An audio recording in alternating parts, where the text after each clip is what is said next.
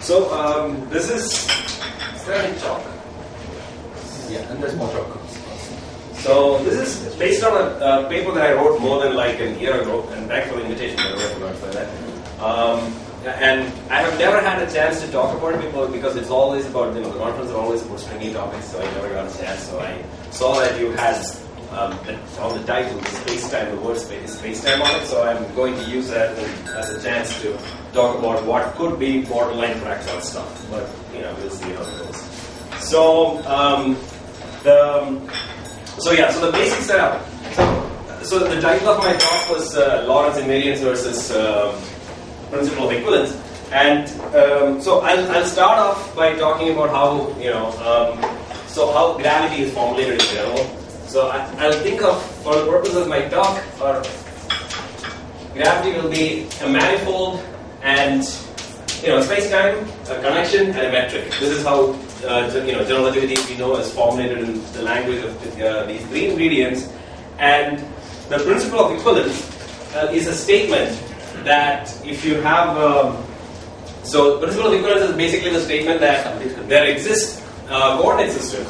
There exist coordinate systems, or there exists, like around each point, you can choose the metric to be that of Minkowski, and the connection can be taken basis. So this is basically the statement of principle of equivalence, is that gamma in the free fall coordinates is 0, and g in the free fall coordinates is eta. Can I just check the ICTS equivalence? Yeah. ICTS, you're hearing us, right? Yeah.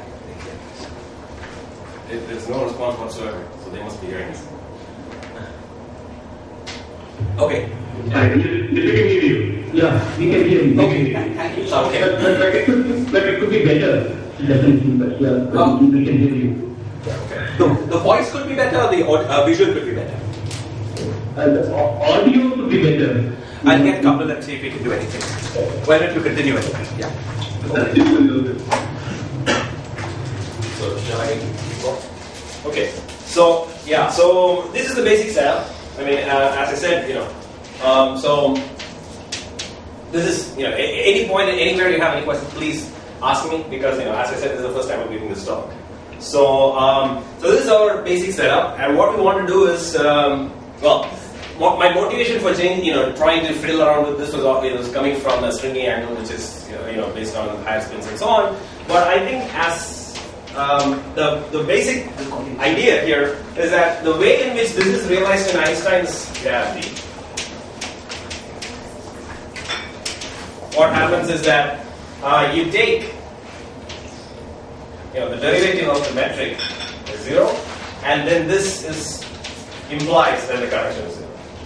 Okay, so there are two separate notions here. That's what my point is. This is obviously everybody knows this, but my point is that there are two separate fields on space-time. One contains the notion of parallelism, and the other contains the notion of distance. And there are statements about both that the principle of equivalence captures, and Einstein's gravity is a specific way of implementing it, where you have this statement on top of the fact that the metric is Minkowski. And this is what implies this. So by connections, we are just restricted to the Christopher symbols. Right? That's right. I mean, I'm just a fine connection. This is all. So I will talk a little bit about the tangent model and so on. Maybe a little bit at the end when I talk about the generalization that I do will do some damage, obviously. So and the way in which it will do some damage, I'll have to talk about the frame bundle and so on and so forth. But right now, it's just purely just a space-time manifold with the connection and the metric. And this is the statement of principle of equivalence. There are various ways of talking about principle of equivalence. Different people have different principles of equivalence. I mean, general covariance, principle of equivalence, they are all slightly loose ideas, but this is the specific definition of principle. And can you say again what your definition was? My definition is basically that at each point in space-time, I can do both of these things. And this is just a consequence of Riemannian geometry. So there's always the Riemann normal coordinates to which you can go, and then you can set both of these guys to the local metric to be Minkowski and the connection to be 0. So these, So that's my definition. And that's what we call the free fall coordinates. Wait, I know you can do this when connection is determined by the metric. Yeah. But even otherwise you can do it. Even otherwise you can always do it? Yeah. If you know nothing about this connection? Yeah. What if we do some counting?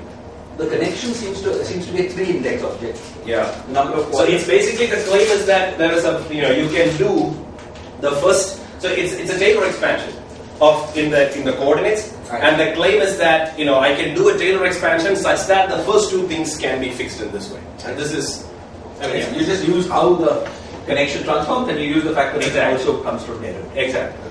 So yeah. But my point is that, but on top of that, this is the specific assumption that Einstein makes in order to get standard relativity, which is that the derivative of the metric equal to 0 translates to a statement that the connection is fixed, and that essentially fixes the connection for you. And this is what we are going to change a little bit. Sorry, Chethan. Yeah. So a little follow-up on Yeah. this question. So when you do this counting, let's say from the x coordinate system, you go to x prime, and Yeah. the Taylor expansions of that. Yeah. So Then basically the second order terms in the Taylor expansion. have to be 0. Yeah. So So the claim is that the not-trivial claim is that this can be made 0. So the and second order term, yes, the second order terms usually get related to the Riemann tensor and all that.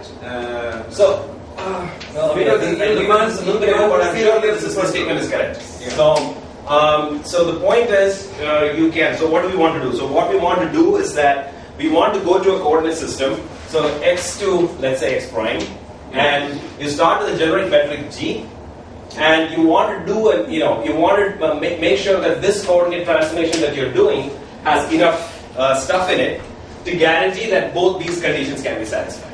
And Riemann normal coordinates will accomplish this.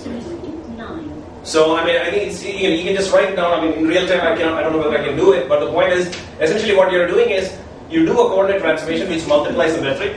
No, I'm just worried about torsion. Yeah, torsion. I'm assuming. So in all the discussion that I'm going to do, I'm assuming torsion to be 0. Okay. Torsion is always 0. Okay. Yeah. All right. So yeah. All right. So okay. So.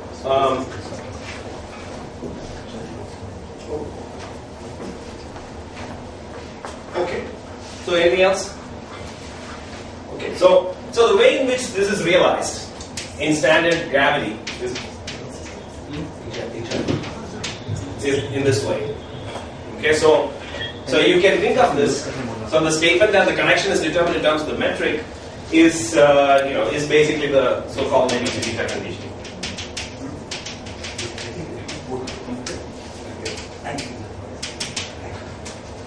So also I wanted to say that this is this is part of the definition of Riemannian geometry. So at this stage I'm not you can show it using standard technology on top of a manifold, but this is what makes it Riemannian geometry. So here it is not yet Riemannian geometry. So yeah, so this is our condition. This is the standard Levi-Civita condition, and what we want to do is try and see whether this can be modified in some way. And I'll say that so what we'll do is we won't demand this, but we will demand this, but we won't demand that gamma is. We'll set gamma equal to 0. So notice that gamma is Einstein. Gravity is the way in which I'm looking at gravity. Gravity is basically any kind of theory which has these two structures in it, the connection and metric, and where the geodesic equation effectively reduces to Newton's law at in some limit. So that is basically what I'm calling a theory of gravity. So if you have a theory of gravity of that kind, so by that standard, the Christoffel symbols still have are acceleration still. So which means that if I'm able to set gamma equal to 0, the gravitational part is okay. But of course I can do problems with Lorentz invariance when I go there, obviously. So this is that is what we'll see, and it is that's what it is. So here by gamma you don't mean Christoffel symbols. Here I do mean the Christoffel. So you're saying Christoffel symbol is the solution of Levi-Civita for you. Yeah. I'm talking just about affine connection. Yeah, you're right. Yeah. So what I mean is affine connection. So Christoffel symbols are for you. I think that is standard definition. I think you're right. That is basically the solution of this, right? Yeah. So that's not what I'm talking about. So I got lost when you wrote the little partial derivative up here. I assumed you meant covariant derivative, but then. So what I mean is. I see. You didn't mean covariant derivative. Yeah, I didn't mean covariant derivative. I'm saying that this determines this, and by setting this to 0, so I can say this also, right? I'm saying that so this is 0, so that gives you this, Yeah, but I'm saying that the way in which this happens is through this. Okay, so. HRI, we request you to mute your mic unless you have a question to ask. You have to mute your mic. Yeah. Okay. Yeah. So this is what you're going to do, and there are many ways to do it. I mean, there are people having 100 years of work on GR has been done, so it's not like this is a new idea or anything. It is just there are this partial derivative should also be covariant? No, here it need not be. Here what I'm saying is, so here, like you can solve for, because the connection can be solved in terms of GBC, this is the standard expressions that you have. But here what is going to happen is that I will have gamma equals 0, and this is only at some free fall coordinates. This is a general expression for at any value of, it's not necessarily in the free fall coordinate system at the, it's not at some point that I'm making that statement. This is a generic statement.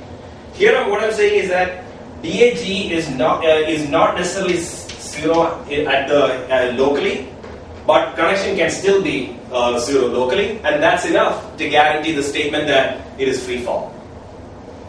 Okay, so maybe is that So the answer is no. this one, but this statement is here. What I'm saying is only on the free fall point. That's all right. It's a very simple question. Yeah. Is the curly d there? Is that just a partial derivative? It is a partial derivative. It is a partial derivative, but it's a partial derivative at some point. And is that invariant under coordinate transformations? Is that No, it won't be, because it's a free fall is something that you do. Yeah.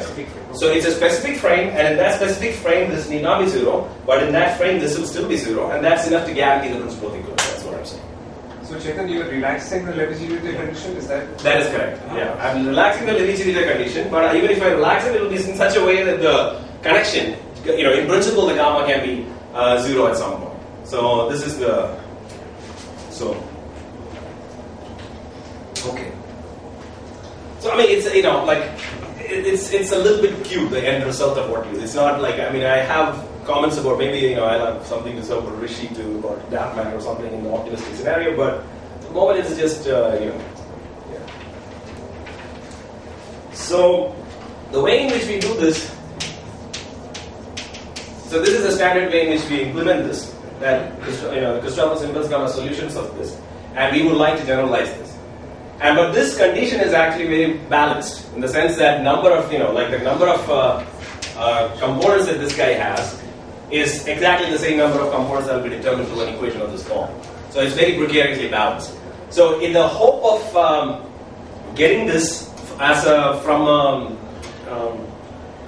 purely algebraically is a little bit it's immediately short. You have no chance of getting that algebraically. But so instead of looking for a solution of gamma ABC which is algebraic, what we will look for is to try to think of the same equation as a dynamical equation. No, sorry, torsionlessness you are assuming. Yeah. Fine. Yeah. So I think of this as a dynamical equation, and if I think of it as a dynamical equation, and my original philosophy, which is that there is a connection and metric, both of which are independent fields, then how my theory is depends on both of these guys. So if I want to look at this as a dynamical equation, the way in which I can do that is through the whole Palatini formulation. So what I have is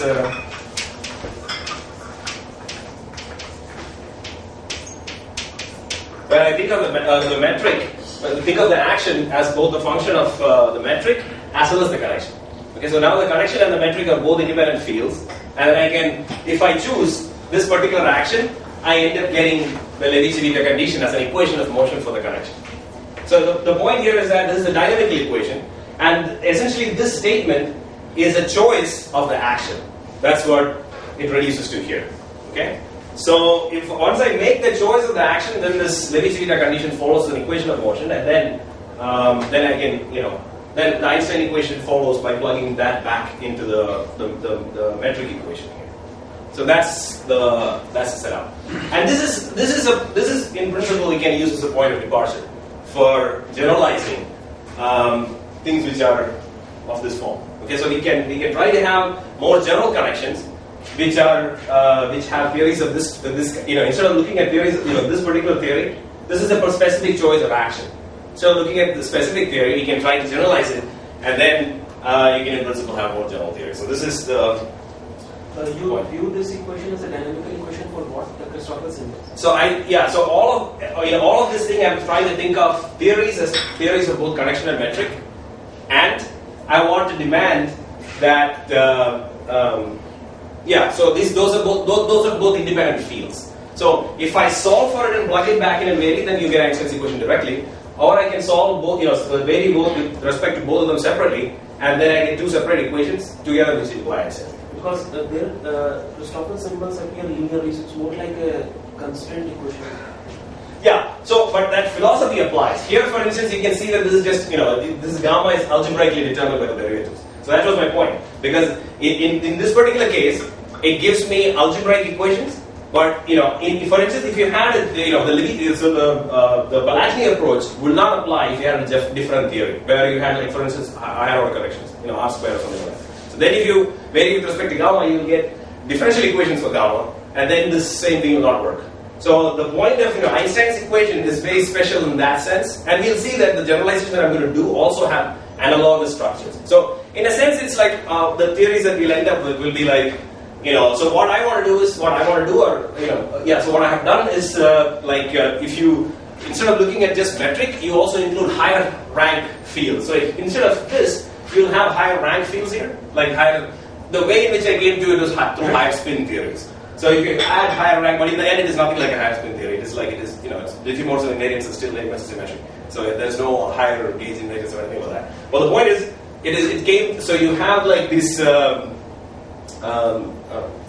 extra fields that you add, and then you try to keep these things valid, but at the same time you try a theory of this form where you have higher rank guys, higher rank fields also here. And so that you end up at the end getting algebraically determined connections. Okay, so the Levi-Civita condition will be modified into something else, and even you can generalize it in many ways. There is a whole class of stuff that you can write. But the point being that this is something that you can do. So this is what we are going to try and generalize. Okay, so the extra ingredient is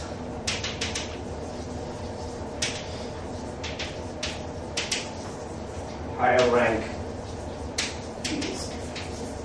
So things like phi ABCD.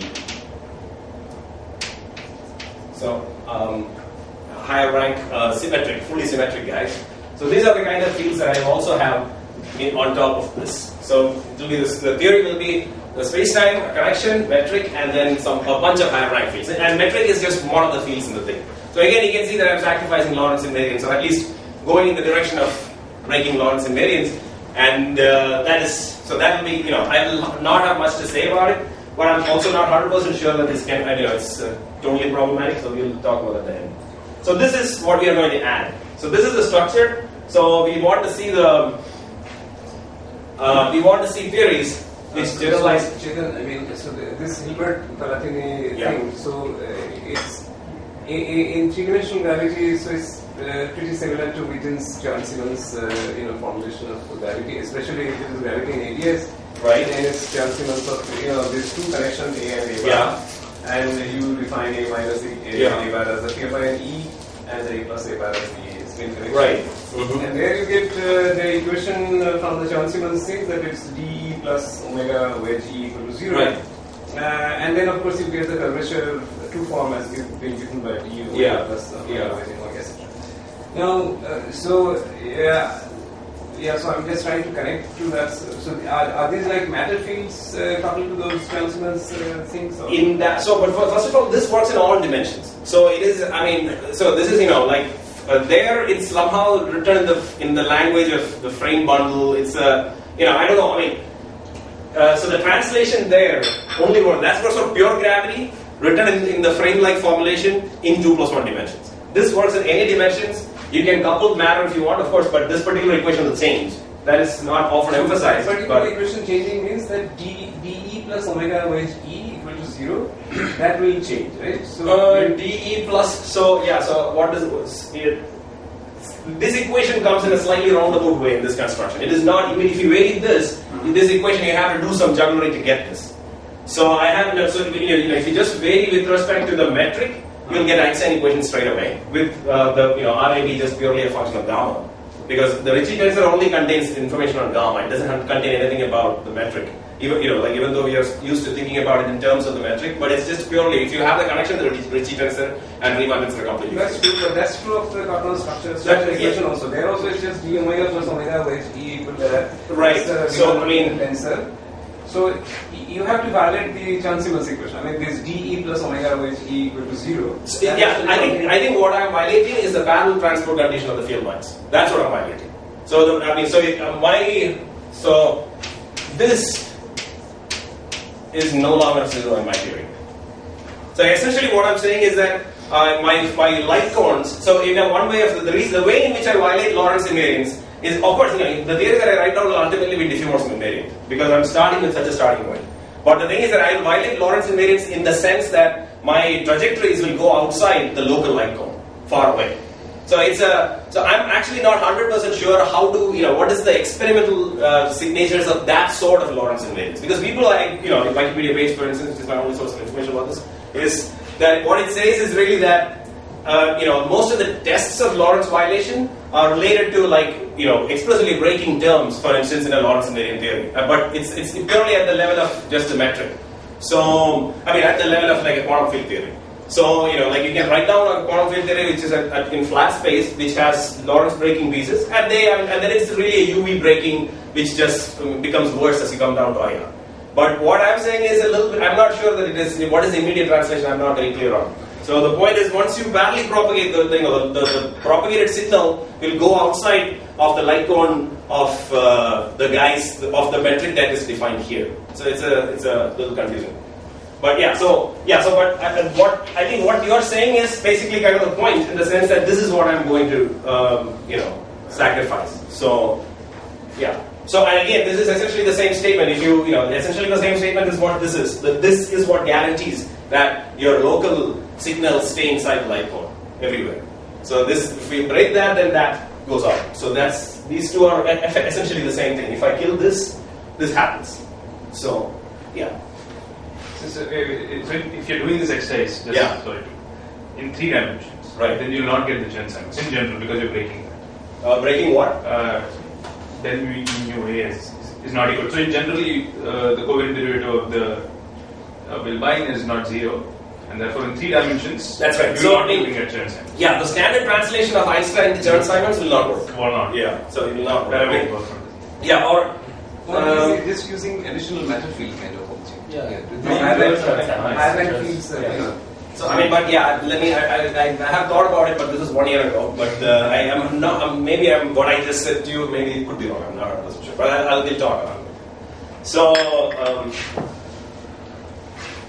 okay, so.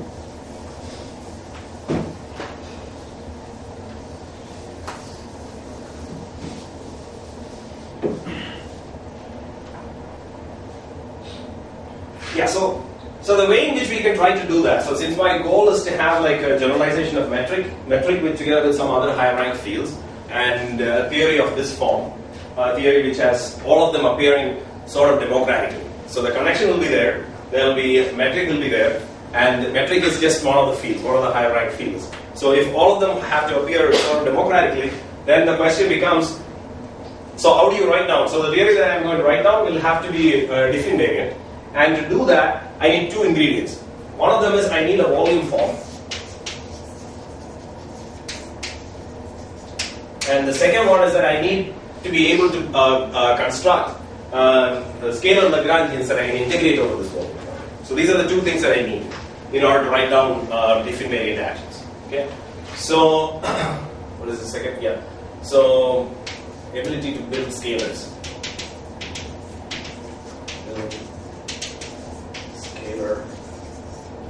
Lagrangian densities. So if I have these 2 things, I can integrate over that and I can get a diff invariant action. This is what I would call a theory. So, and the volume form, I have the volume form, the standard volume form, which is this. I can always use this. But since I want my theory to be democratic, I would like to have the democratic in all the higher rank fields. I would like to have a volume form which also reflects that democracy.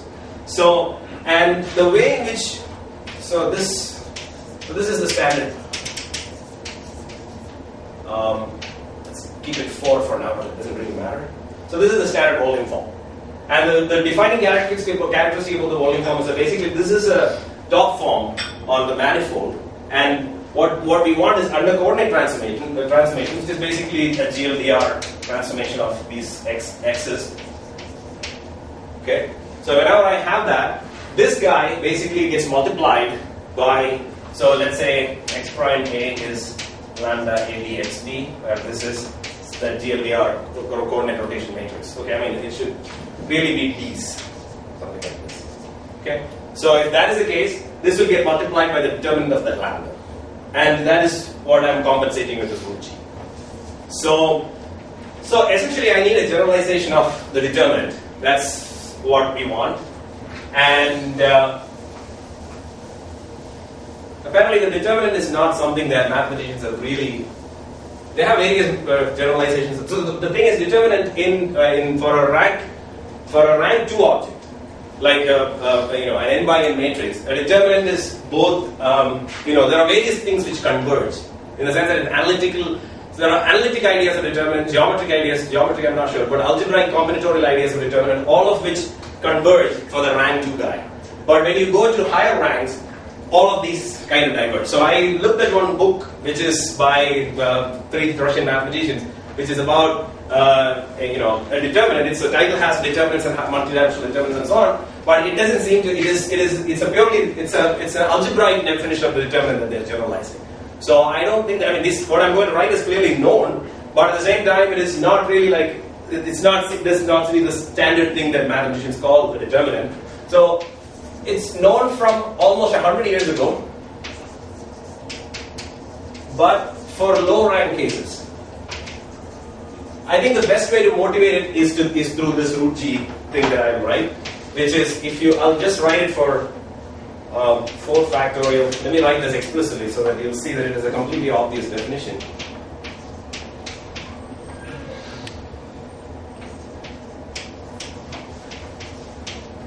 Times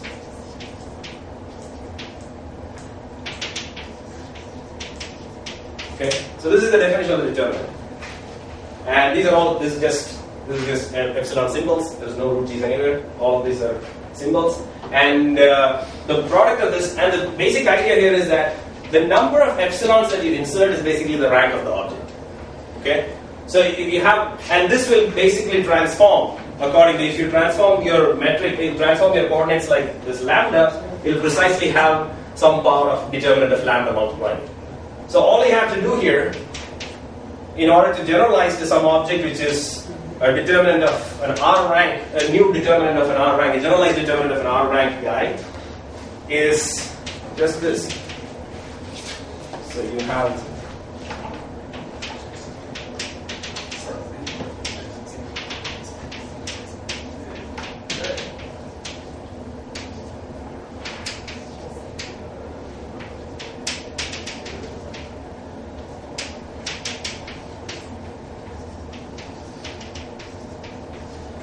so it's a simple definition, and we have this guy. There are R of them, and there is D of these guys, and together they are guaranteed to give you this power of determinant. So these phi rank fields are tensor fields. Yeah, so these are symmetric higher rank tensor fields. But Christoffel symbol can't be.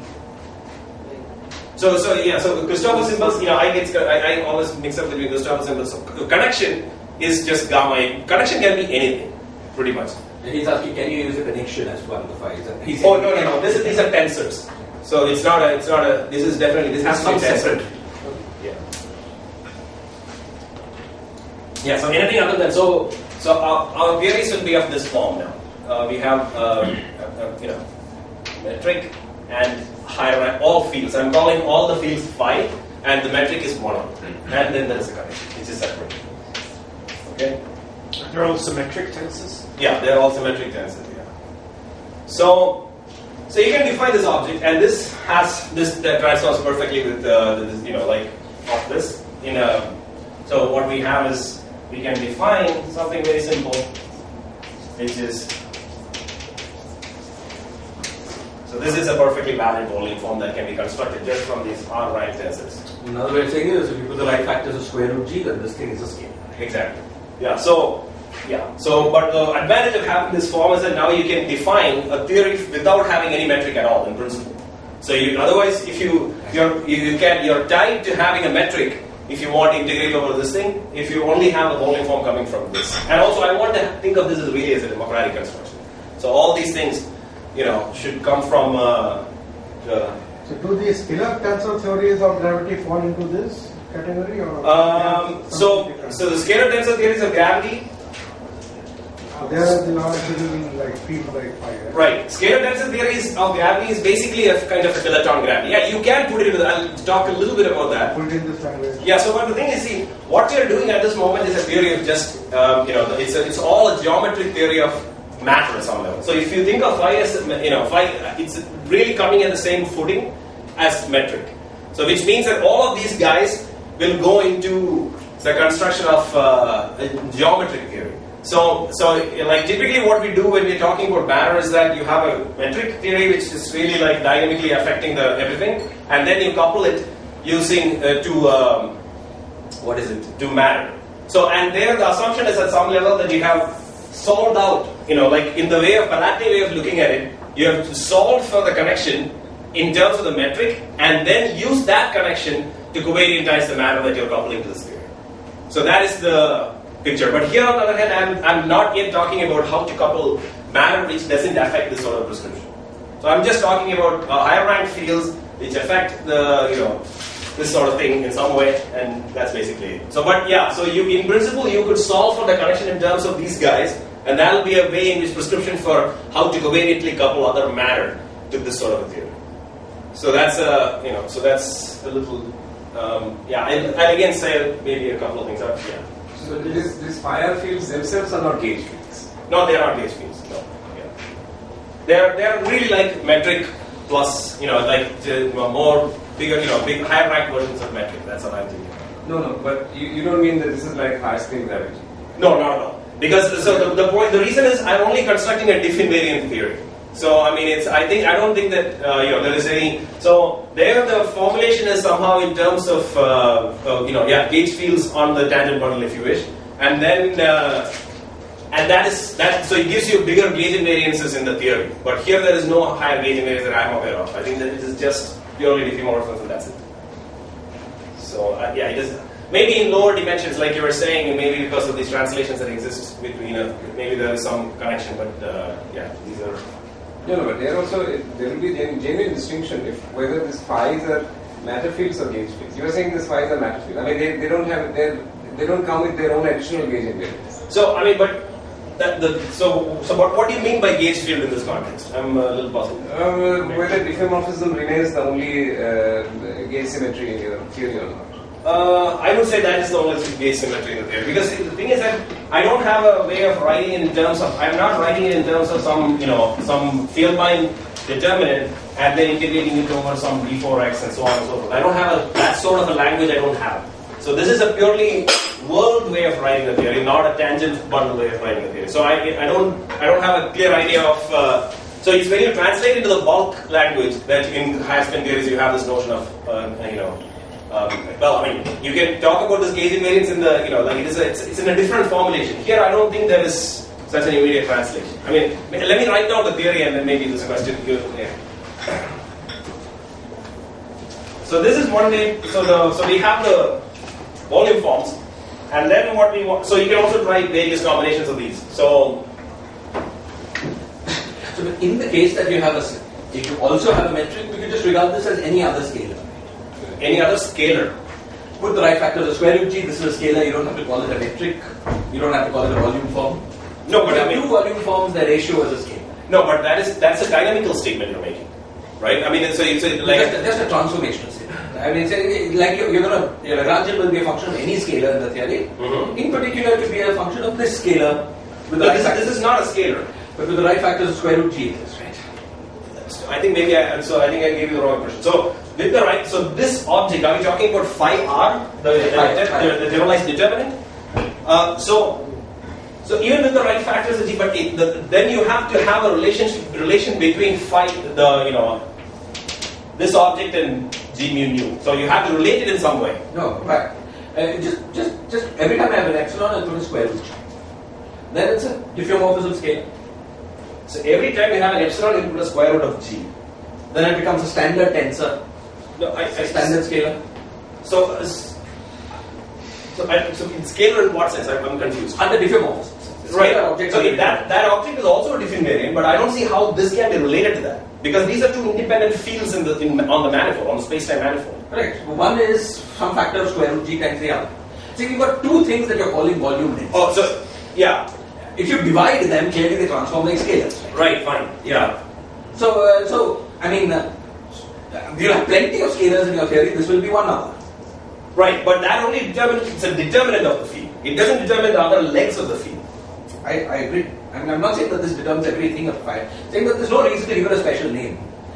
Give what a special name? The volume. We can just go on. Yes. No. But I think that the phi A1, this guy is not determined by the metric, right? I agree. The volume form is determined by this metric, but it's not even determined by the metric. It's just transform. What I'm saying was not important. Please go. Yeah. So I mean, yeah. Okay. So I understand what you're saying in the sense that it is, the ratio of these two things is some function. And the scalar. Yeah, it's a scalar function. But I mean, that doesn't help me much in, I don't understand how exactly it will help me in formulating the theory at all. Like that's the. So, yeah. Okay. So the second thing that we need in order to construct these scalars is it's a scalar that I can integrate on the volume form is. I need to be able to raise indices. So typically when you have a Riemann tensor or Ricci tensor is just it's determined purely in terms of connections. And when you have purely things which are determined in terms of connections, then typically you don't know how to build scalars because you have too many lower indices and you need something to contract that so you can build a scalar. And so I need to raise indices in some way. And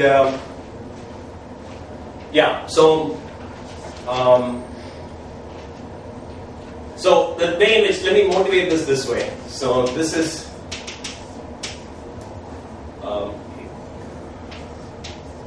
this will be this is how I define an inverse metric.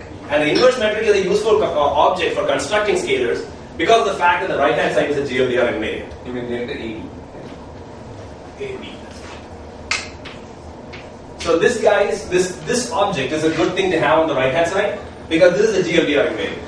So because of which this object I can construct this guy with the upper index here is a well defined hash transformations of the GLDR. So that's the reason why it's useful.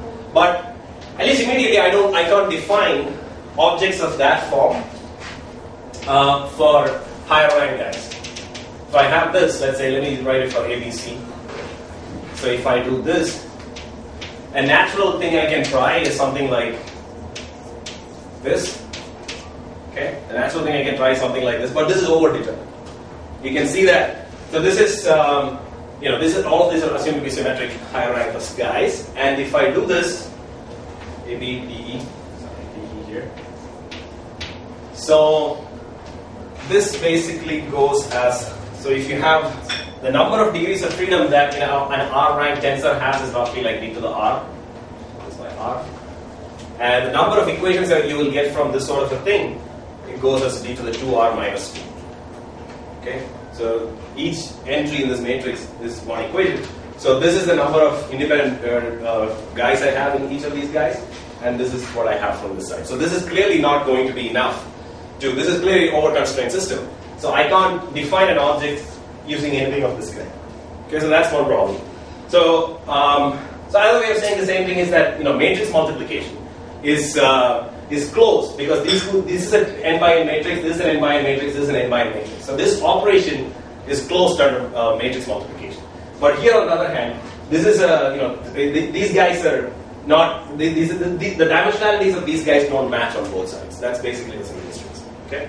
So I need to have some other way of raising indices. But Chethan, I mean, if you're going to use the language of frame bundles, Then these So I'm not using framed language here. Okay, this is all still on the world. Agree. But these phi's are going to be eventually, vectors.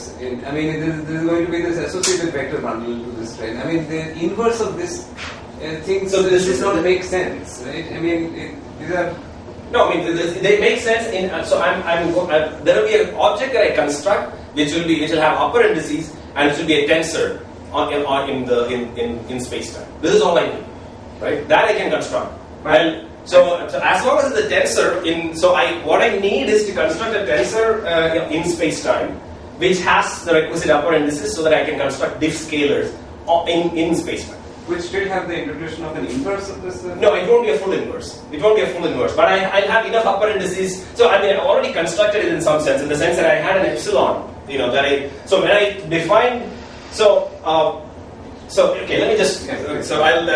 Can I ask a very simple question? Will ultimately the theory you construct have a G, have a metric? Yeah, I can have it. It's a class of theories. No, are you interested in theories that don't have a metric?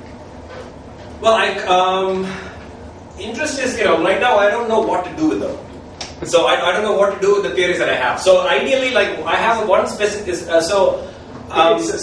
a much simpler question. Are there going to be theories that arise at the end that do not have a metric G?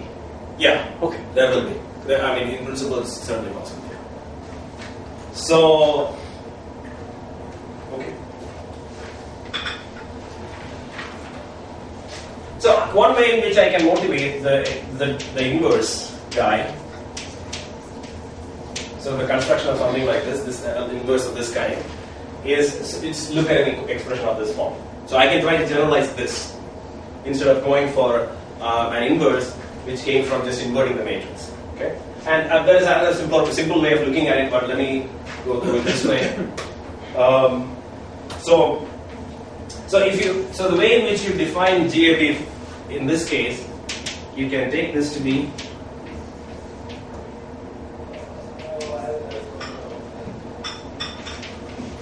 sorry for too many issues here, but this is the standard construction.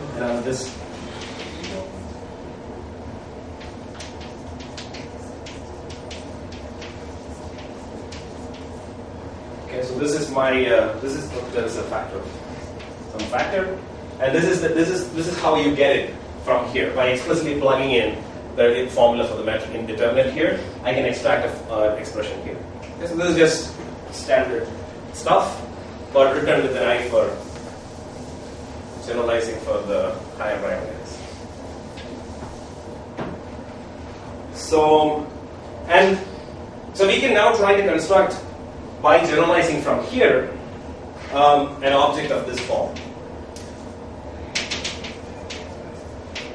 Again, it can be motivated using this sort of an expression, and then what you get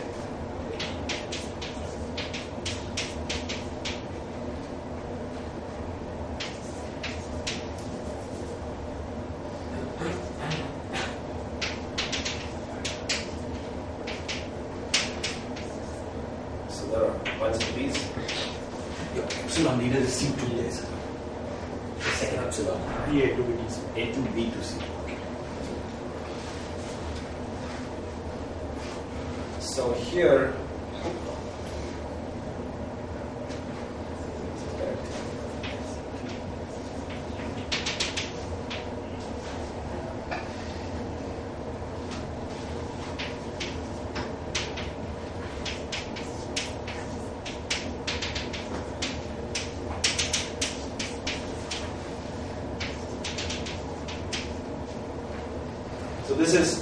this is a natural object that I can construct from using inspiration from here, where this epsilon contains.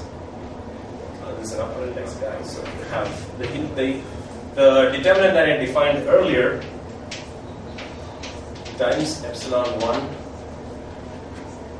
epsilon b, epsilon 1 to epsilon a1, a1.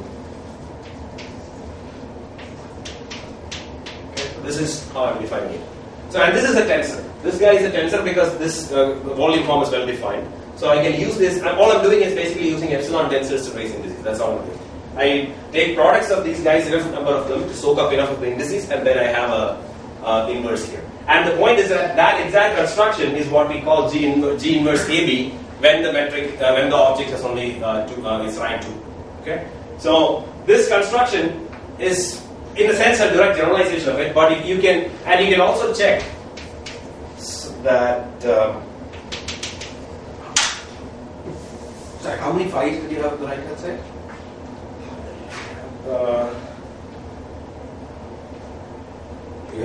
AR. So it's from 2 to D, so it's D minus 1. So this should be a 1. So, sorry, this is AR. So I'm writing it on the so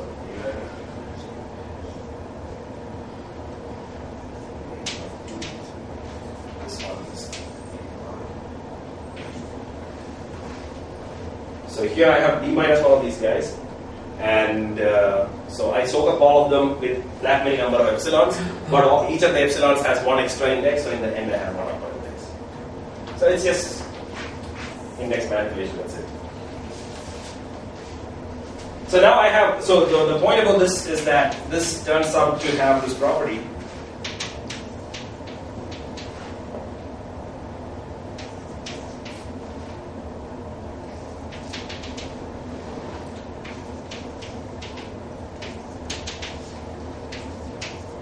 Multiplies out to give you delta AB, but this is not what determines it. That's the point. So this has this particular property. So in this case, it will give you. So apart from this phi r minus 1, these are sort of like the generalizations of the minors of equations. That's right. Yeah.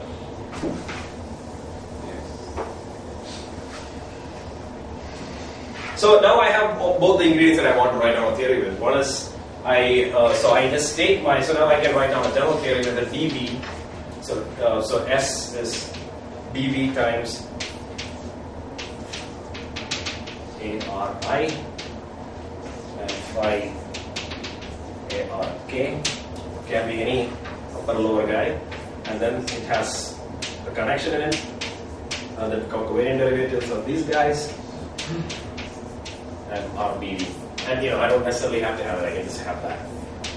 So these are so with these I can, so this is basically a whole class of theories which kind of generalize the Levi-Civita setup.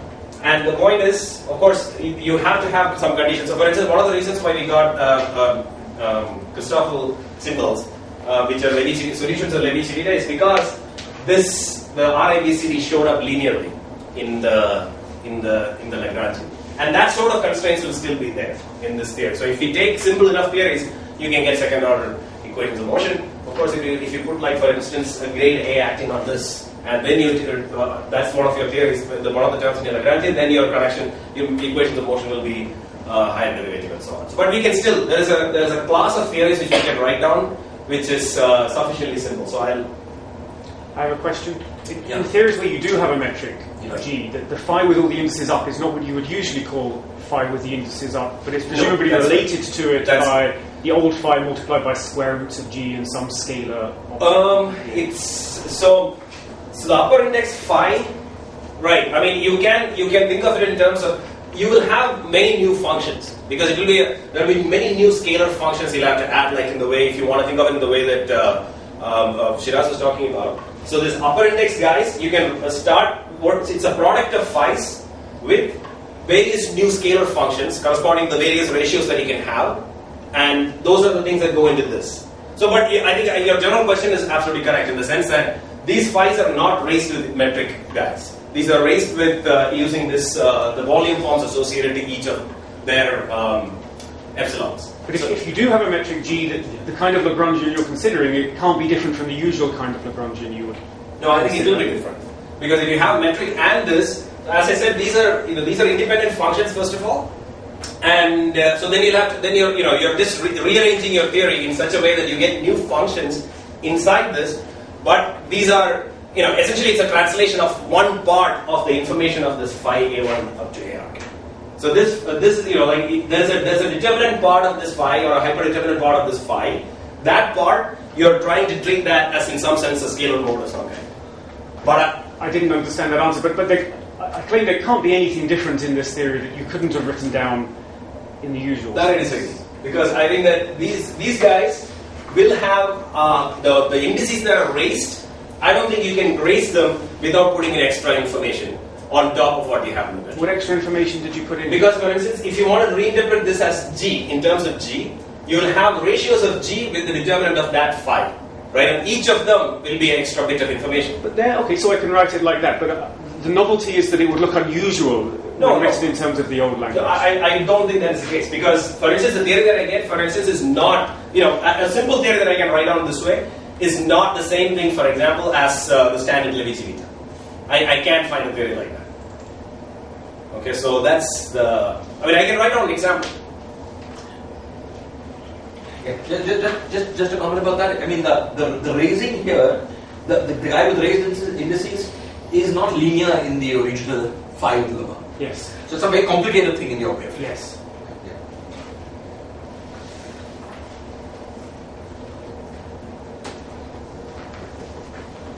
Yeah, I mean, I agree there's a way to write it in terms of these extra phi's you can have, but then, it's, as I said, this phi is a piece of information that is already contained in the phi in the upper indices. Chethan, what David is saying is that any theory you write down in your way of doing it could also have been written down without all your new definitions, which is clearly correct, right? Is that correct? I don't know. I mean, so why is that correct? I don't, maybe, so because these are tensors. For instance, the object you can define with the covariant epsilons, which will then have some... Covariant epsilons means the ones with the root g's. With the square root g's, those will have exactly enough powers of square root g to make the ratio of your phi r with the square root g's into my scalar. Right. So that would be the ordinary thing that you would get by using this, defining this with the ordinary square to get a tensor times this new scalar. Yeah. So but this what I'm saying is that, but this new scalar is determined in terms of the phi tensors that I have. Nobody disputed that. Yeah. Just saying that there's no right. So then it is that I agree. That I absolutely agree. Sorry, just a clarification. This phi is not in addition to the metric G. It is. It's a totally new thing. It's a new field. For example, volume form could have been defined in various other ways. Once you define one volume form, you don't ever need to define another. Because the ratio of two volume forms is a scalar. So it's a mug's game. Yeah.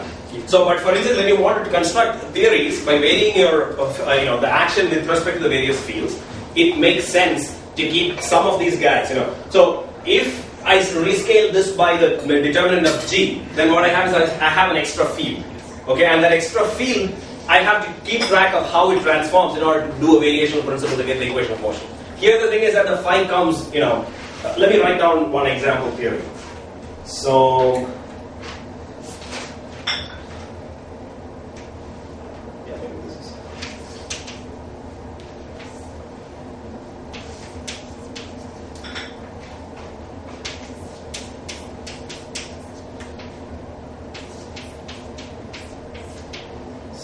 P times. So this is a theory which contains just a 4' tensor and the metric, and I can take it to be of this form. So this is a scalar, and the condition is that has to be equal to half. Okay. So this is the condition that I have, so that it's a good volume form. What was Q? Q is just the power here, 1 by Q and 1 by P. So you choose them however, right? Yeah. So that it transforms nicely. Right. Yeah. So and then you can write down, you can vary your these guys with respect to phi and G and get equations of motion. Phi, G, and R. I'm thinking of this as just a function of the Christoffel. I mean, not the Christoffel. The connection. So, and if you do that, I can vary with respect to this, vary with respect to this, and vary with respect to this, and you get 3 equations of motion. And because of the fact that this R shows up in a linear way, it turns out that again, kind of like in the case of the in the case of the Levi-Civita condition, you again get a connection that is algebraically determined in terms of derivatives of these guys. So that's one. I mean, not presenting it as a physically interesting thing or anything like that. I'm just saying that it's something that happens. So for instance, this is, I'll write down those equations.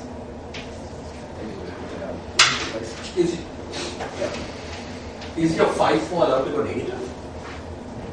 I don't think it can go to 0 because it shows up here. That's one of the ways in which, for instance, like your scalar can in principle go through 0. So you can write down a Newtonic type of theory also. Yes, dynamics will keep it away from that. Yeah, I hope. Yeah. Because it is a little bit like the metric because it shows up in the volume form. So then you have spontaneous breaking of Lorentz. That's right. That's one of the So, but for this particular theory, I can have there exists a vacuum solution which is of this form. Times with appropriate indices here, so that if I choose GAB is eta AB, then that's actually a solution of this theory. No breaking. Yeah. So that is one thing I can arrange. Nice. So, nice. But yeah, there are various problems on this. Various problems or features. Features. Yeah.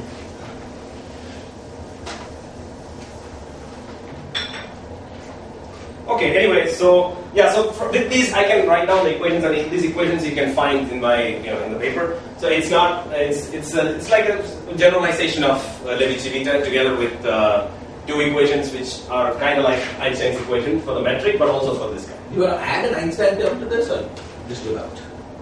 What do you mean by I also want a square root GR? Yeah. So, but then I'm not very clear on what the interpretation is. So this is like the first order thing. What is an interesting physical theory here is not very clear to me. So, but the only thing I would say is that there exists. I think the first step would be to write down like a weak field limit of it, and then see whether the connection, can you have some notion of relation with Newtonian physics.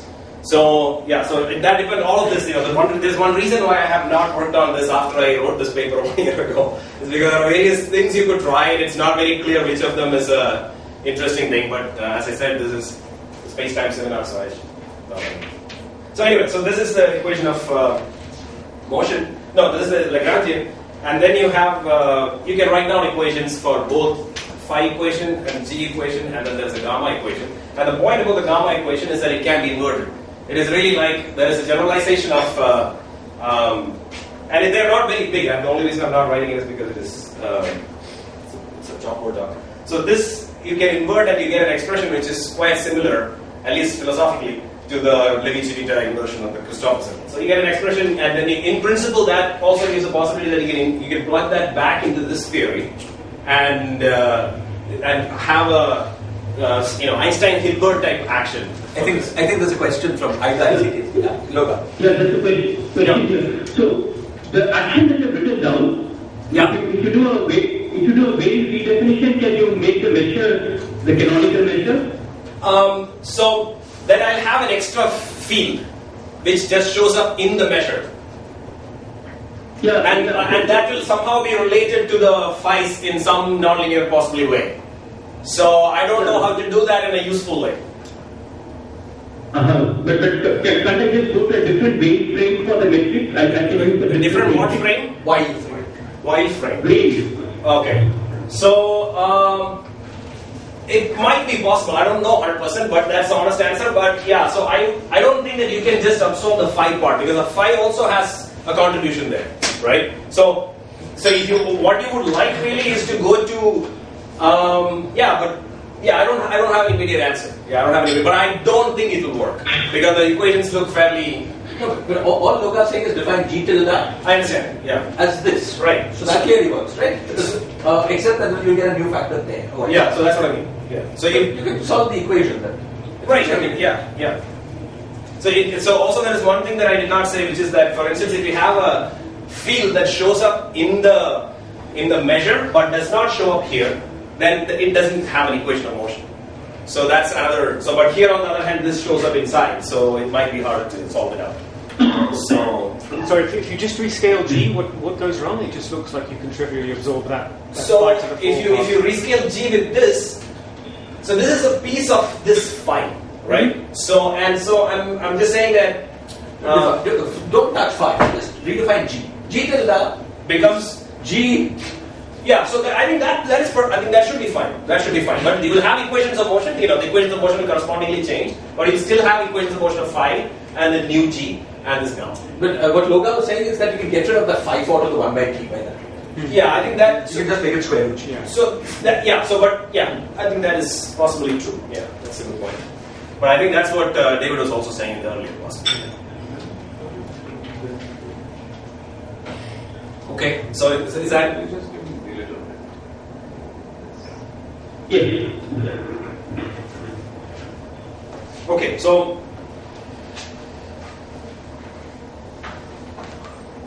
yeah, so I think that's. So I already mentioned this. So yeah, so the one thing that I did not say what was that if you look at it this way, what happens is you have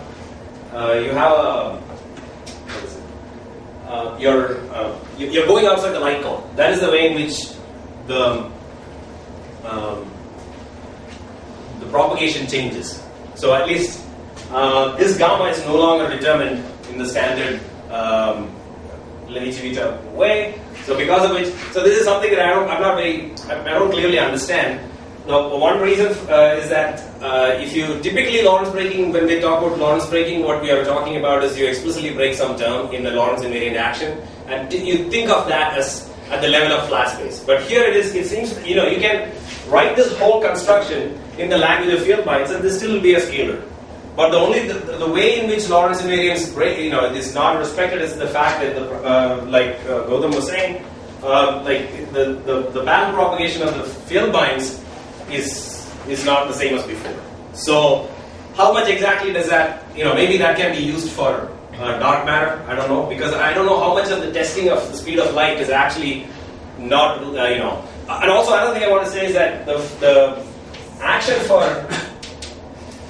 F nu doesn't contain the connection. F nu doesn't contain the connection, because of which, most of the tests that I could find, many of them, even the long range ones, which were from gamma ray gauge and so on, they are really reliant on, dispersion relations. So dispersion relations, F nu doesn't really contain the connection, so maybe there is a way in which these are all speculations obviously.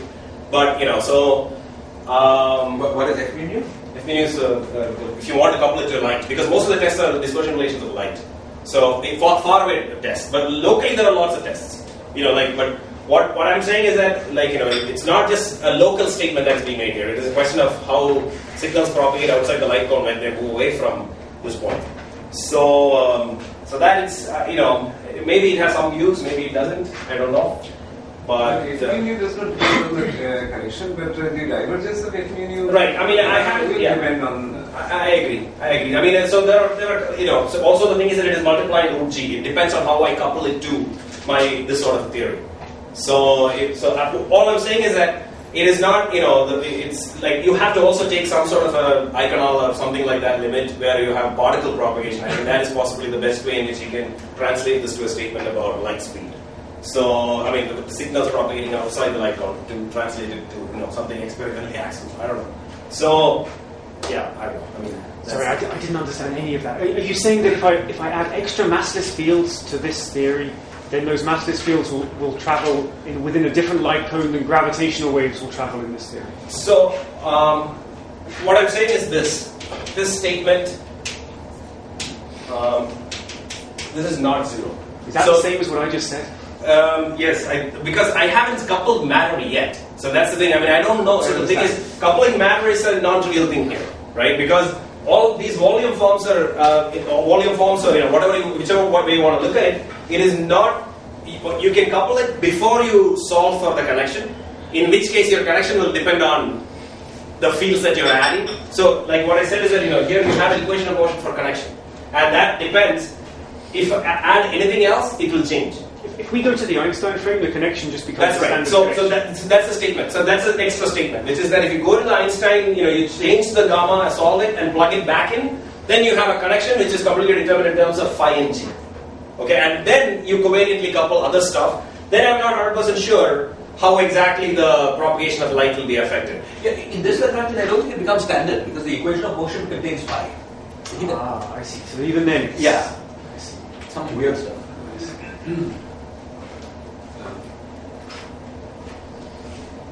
suppose this was like a correction term to the usual Einstein. So that we have gravitational waves. Yeah, then we have that. And then this non-zero stuff, the grad mu blah blah. So what is that non-zero thing? Can we get an idea? Like if this was like a correction term. Yeah. Then you're talking about this plus. Yeah. But this I am not right. But one comment about that. I think it will not violate positivity of the stress tensor. Because this, even if we do what Gloga and David were suggesting, we just go to the Einstein frame of this thing, then we will have a stress tensor that's linear and phi. Really? You mean in perturbation? Add this as a perturbation to Einstein's. But this is a horribly non-linear thing in phi, right? I mean. Okay, yeah, right. It's that's right. There's one by Even after you have done the Weyl scaling, it will be some, because this phi upper guy is some horribly non-linear thing in phi. I mean phi lower. Oh, that you're right. Sorry. Unless phi upper ABCD Let me treat phi upper as my degrees of freedom. Are you thinking of the phi upper ABCD as the dimensional variables? Can you? Is phi 4 determined by phi upper? Phi 4 is determined. Yeah, it is. So then I can choose that to be my dynamic freedom. So then we know the homogeneity of that. And unless that's an even number square, you will not have a positive derivative. I mean, this will have all kinds of trouble, including causality violation. I mean, all kinds of issues. I think that's what he's talking about. Does phi propagate in this theory? There's no kinetic term for it.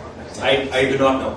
Yeah. Should yeah. you So add I just came to this stage and I left it because it looked horribly nonlinear, and but that's Phi might have a kinetic term because it will appear in the definition of R once the connections are put in terms of phi.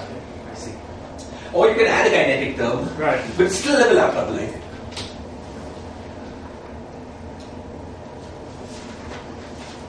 I think that's pretty much what I wanted to say.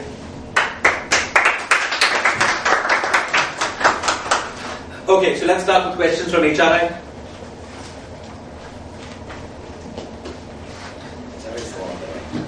Yes, HRI is the one there. HRI, if you have any questions.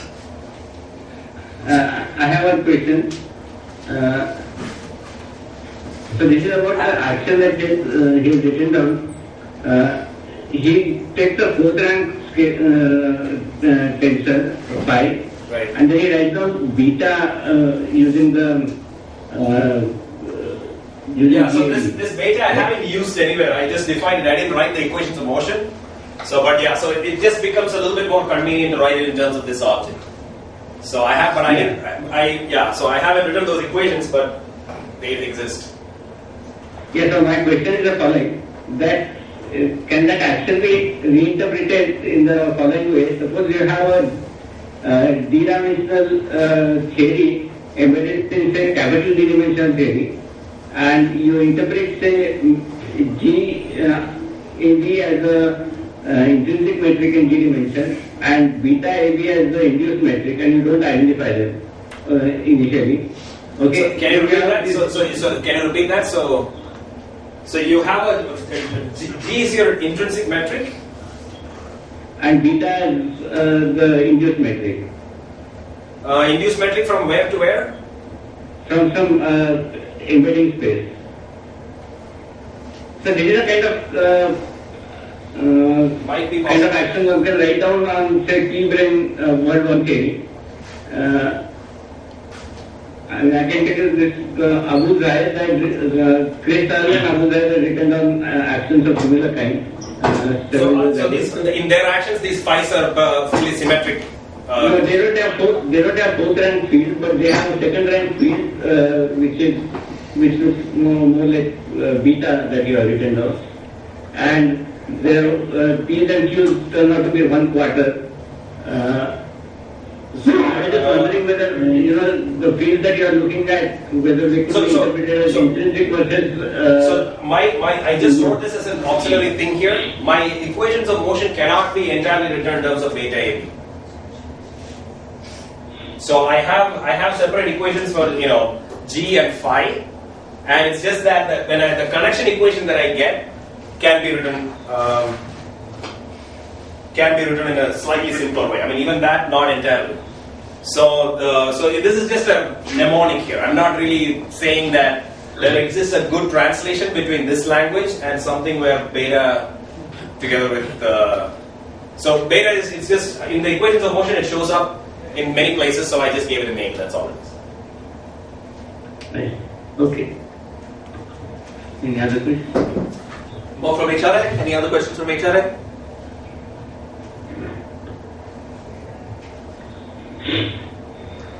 Any questions? Okay, ICTS?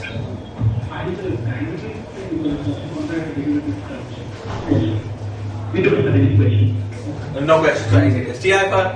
Yeah, for a particular value of Q that might reduce to effective theory in which actually beta can become an effective metric and then it will be the same thing as curved GR.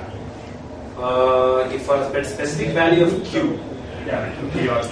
So, but what is the relevance of beta? I didn't get it. So beta is just a definition. I mean, maybe I should not have written the beta because I didn't write the equation. No, even if it is kept there, basically phi ABCD GAB is just beta CD, right? Phi ABCD GCD is yes, there is some new function, new object. Yeah. So and for some particular value of p, I suppose that g raised to 1 by q phi raised to 1 by p can be written as but the thing is, I'm varying with respect to both this field and this field. So these are two independent. So like the information contained in this is much less than the information contained in this together with this. So these are if you have them separate, and that is the sense in which I'm saying that that's one reason I kept these guys here. So, but yeah, I mean, but what David is saying is, if I understand it correctly, I think you can absorb this here possibly. Yeah. Another reason why I like this phi here is because it automatically tells you that you can't set this to 0. So, like it's kind of like a metric. You can't have a vacuum. GAB equal to 0 is not somehow the vacuum. So that's In principle, can you reinterpret your phi field as some new scalar field with some complicated interaction with? I don't think so. But I don't think so. But I haven't tried to find solutions. Now I wrote down the equations and I. I'm just trying to understand what is phi. So it is. Sorry, say that again, please. I'm just trying to understand what is phi. Phi is a fourth rank field. It's a fourth rank field. I mean, so there is no immediate reason to think that it can be expressed in terms of.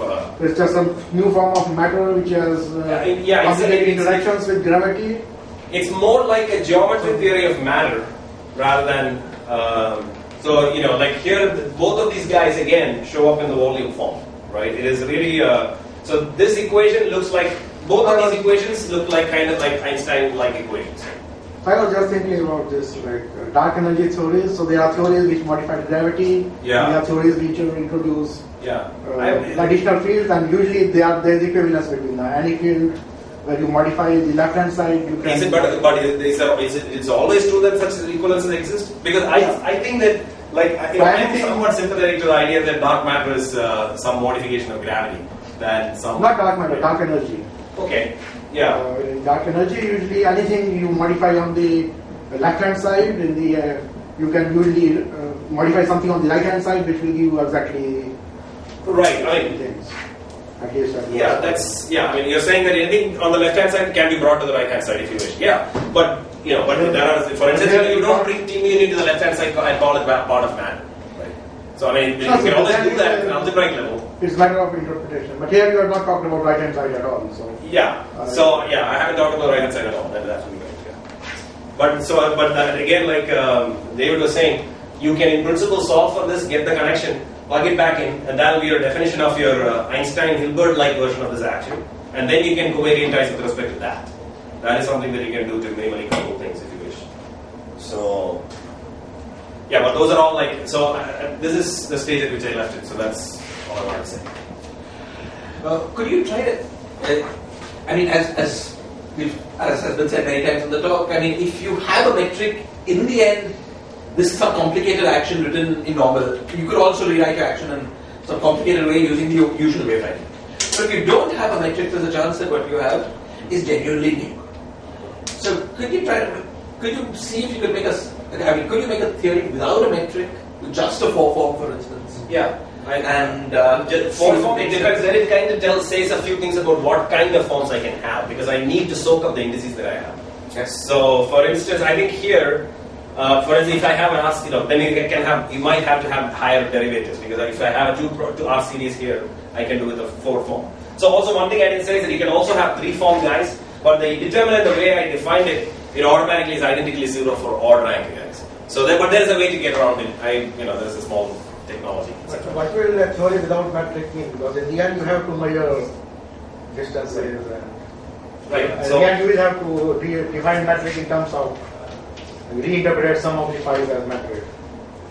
It's a quantum field theory, not a theory of Okay, then yeah, I mean, I don't know. Yeah. You could have a 4th rank tensor and a 6th rank tensor, and replace G by the 4th rank tensor and replace Phi by the 6th rank tensor. that's true. And then the metric is maybe the contraction Yeah. of the two or something. Or even as it stands, you can replace GAB by RAB. Yeah. That will depend only on gamma. GAB by RAB, yeah, but that's a higher derivative equation, of course. What David says will still have only second derivative equation. High derivative Because it will be 2 copies of R, right? So there will be 2 R's and then the phi. No, but there's still second derivative in terms of gamma. Gamma is your dynamic variable, right? No, not just gamma. I can think of all of them as dynamical variables, or I can solve the gamma. No, there is no G anymore. Yeah, there is no G anymore, but I'm saying that phi and gamma will separately be equation, these things. And now I forget, but I think if you have 2 R's here, I think the equation of motion for gamma becomes a differential equation. I don't think you can solve it anymore. So I think, so then you have a coupled system. So, but this particular arrangement gives you algebraic equation for gamma somehow. But that doesn't still make it unique or anything like that. I just wrote it down as a simple example. To keep just phi field and still to make this linear in R, can we define? I guess we can define some phi with some upper indices and 3 upper and 1 lower index. To make what? Say that again. Yeah, to make the action linear in R and just to have phi field as the right filter. So you can have phi with 3 upper indices and 1 lower index. Phi with 3 upper indices and 1 lower index. Yeah. Is that easy to arrange? So because then you will need some GAB to lower it, right? So then I think the question becomes what kind of Can't you use epsilons? No, you can use epsilons, but I still think that then I think it will bring in extra indices on the epsilons. So I'm not 100% sure that that will work. But anyway, that I have to think of it. Maybe you're right. But also one thing, so we're talking about a 4 rank tensor, right? Not 3rd rank. 3rd rank tensors have, like order rank tensors have some extra little bit of technical problem. Yeah, I'm talking about. Okay, other questions? Okay, if not, let's thank Chethan again.